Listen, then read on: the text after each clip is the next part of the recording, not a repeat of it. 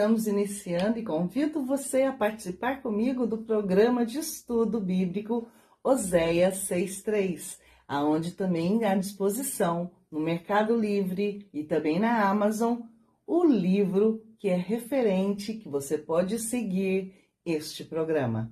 Eu sou a psicanalista Seva Rosimari Gomes e é um prazer ter você aqui. Vamos à primeira lição? Vamos começar com a introdução da Bíblia. Talvez você já fez a pergunta: quem é o autor da Bíblia? Quem foi que escreveu a Bíblia? Muitas pessoas falam que a Bíblia foi escrita por homens. Será?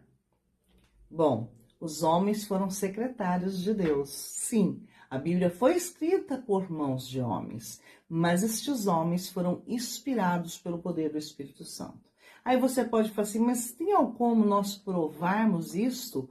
Bom, nós podemos analisar claramente, vendo que a Bíblia foi escrita num período de 1.600 anos. E nesses 1.600 anos foram mais de 40, cerca de mais ou menos 40 autores ou 40 homens, de todos os tipos de idade e de cognição, ou seja, de conhecimento. Ali nós temos pescadores, nós temos juízes, nós temos pastores, nós temos todo tipo de pessoas, pessoas intelectuais.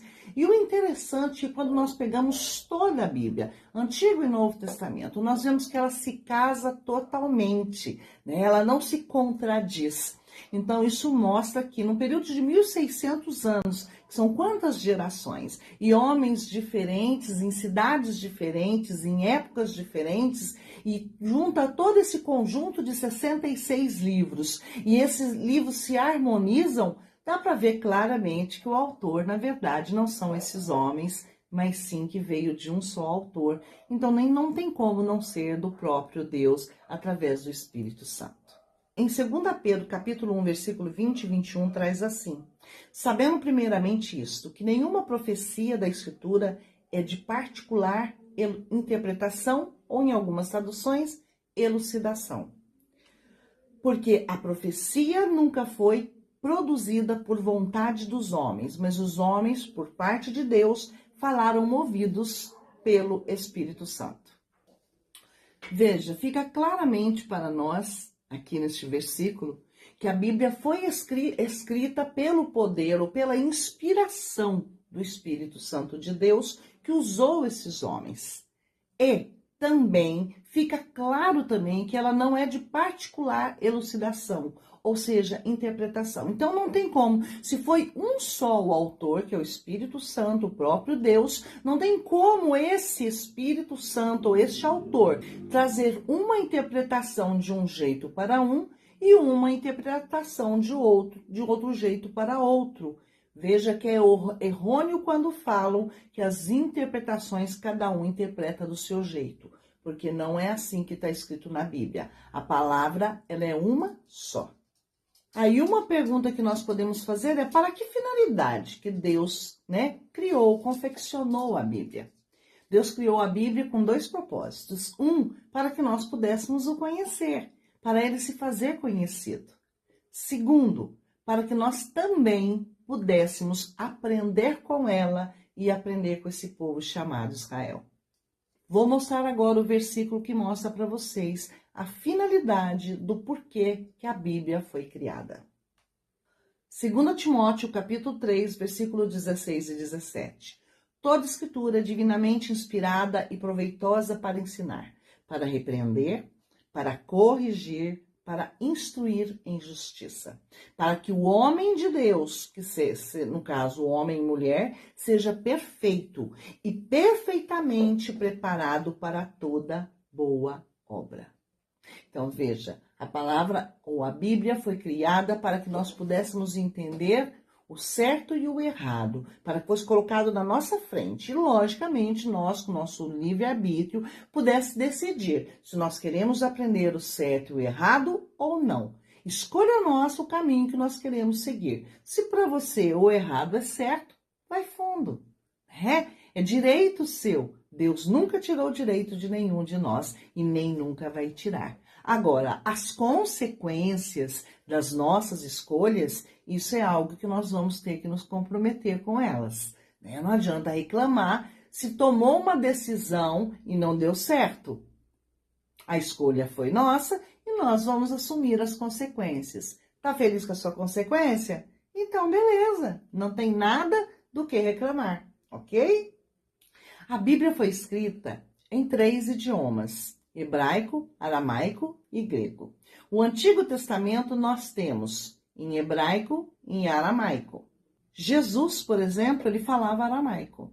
Hebraico é a língua do povo de Israel e grego foi utilizado já no Novo Testamento para que pudesse disseminar a palavra por todos os povos. A Bíblia tem 66 livros. A Bíblia não era como é hoje. Antigamente, ela não era dividida em livros, né?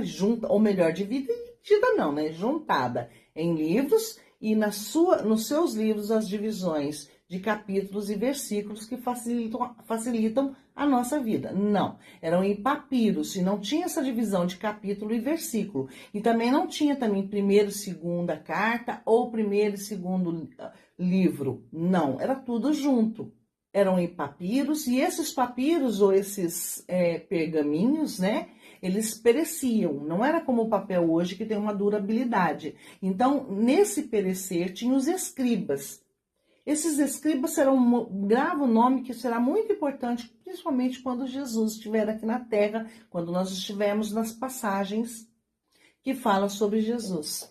Veja, esses escribas, eles escreviam de um papiro ou de um pergaminho para outro, fielmente o que estava escrito. Por quê? Porque quando este perecia, tinha o outro e não se perdia a palavra. Então, por isso que ela foi conservada até os nossos dias. Não existe essa frase de a Bíblia católica é diferente da Bíblia evangélica. Tudo é uma Bíblia só. Eu já li todas as traduções inteiras e posso dizer e confirmar isso para você. A Bíblia é dividida em Antigo e Novo Testamento. Antigo Testamento, nós vamos ver suas divisões, os livros que compõem, e Novo Testamento. No Antigo Testamento, quando Jesus esteve aqui na Terra e ele citava as Escrituras, era o Antigo Testamento que ele citava. Por quê? Porque ainda não existia o Novo. O Novo começou a ser confeccionado após a morte de Jesus Cristo e terminou antes de findar o primeiro século. Então, a Bíblia, ela tem um intervalo de escrita de mais ou menos 1.600 anos. No Antigo Testamento, nós temos, primeiramente, os primeiros livros são o Pentateuco ou Torá. São os livros de Gênesis, Êxodo, Levítico, Número e Deuteronômio. Depois nós temos os livros históricos, que relatam a história do povo de Israel, que é Josué, Juízes, Ruth, 1 e 2 Samuel, 1 e 2 Reis, 1 e 2 Crônicas, Esdras, Neemias e Esther. Lembre-se que eu falei que antes não tinha essa divisão de primeiro e segundo livro, era tudo junto. É que para facilitar foi dividido para nós, onde nós temos hoje o Kennel Bíblico todo junto, mas porém separado em livros, capítulos e versículos. Tem os livros poéticos, está claro o nome, né? Poéticos, que são Jó, Salmo, Provérbios, Eclesiastes e Cantares. Temos os profetas maiores e os profetas menores. Não quer dizer que são maiores ou menores em grandeza ou em poder. Maiores porque escreveram mais, os seus escritos são mais volumosos, e menores porque escreveram menos. Os maiores são Isaías, Jeremias, Lamentações, Ezequiel e Daniel. E os profetas menores são Oséias, Joel, Amós, Obadias, Jonas, Miqueias, Naum, Abacuque, Sofonias, Ageu, Zacarias e Malaquias. Malaquias é o último livro do Antigo Testamento. Vamos agora ver os livros que compõem o Novo Testamento, que foi escrito após a morte de Jesus Cristo.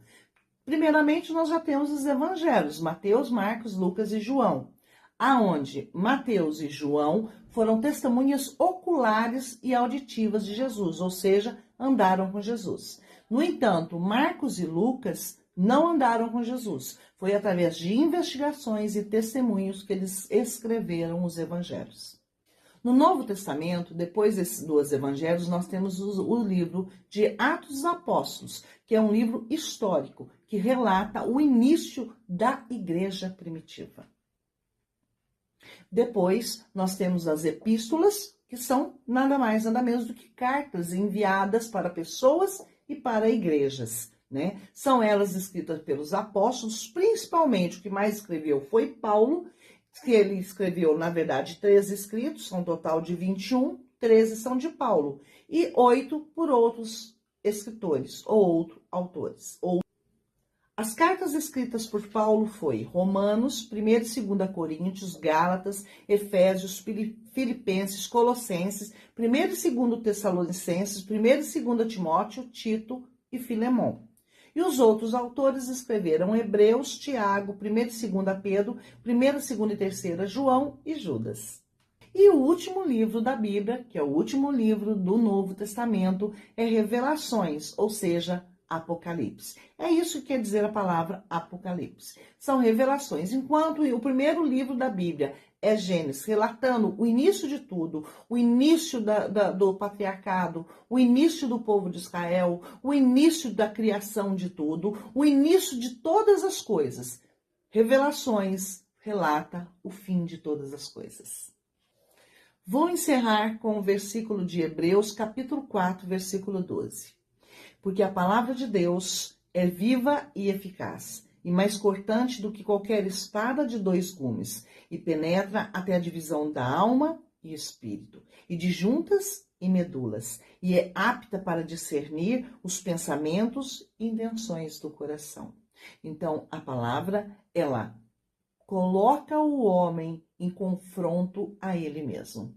A palavra revela quem eu sou. A palavra revela, conforme as minhas ações, quem eu sou. Ela mostra quem eu sou e eu é que decido se eu quero ver, enxergar, conhecer, me examinar através da palavra ou não. Sou eu também que decido se eu quero mudar, transformar ou não. Nós somos livres. Mas nós somos, quando escutamos a palavra com o coração, não com o ouvido, nós somos confrontados a ter uma mudança, uma transformação de vida. Espero você no próximo programa, Oséias 6:3. Deus te abençoe. Tchau, tchau.